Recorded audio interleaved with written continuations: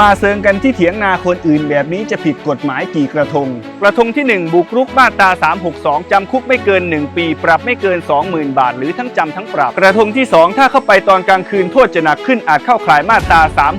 365มีโทษจำคุกไม่เกิน5ปีปรับไม่เกิน 100,000 บาทกระทงที่ 3ถ้าส่งเสียงคลางดังจนรบกวนชาวบ้านเข้าข่ายก่อความเดือดร้อนรำคาญมีโทษปรับไม่เกิน 3,000 บาทกระทงที่ 4 ทิ้งเสื้อในกับถุงไว้บนเถียงนาอาจเข้าข่ายฝ่าฝืนพรบความสะอาดมีโทษปรับไม่เกิน 2,000 บาทกระทงที่ 5 ถ้ามาเซิงกันตั้งแต่3คนขึ้นไปอาจเข้าข่ายมั่วสุมอ้างยี่ซ่องโจรสุดท้ายแล้วถ้าพวกคุณมาโดยไม่ชวนผมคุณจะโดนมาตรา157ละเว้นการปฏิบัติหน้าที่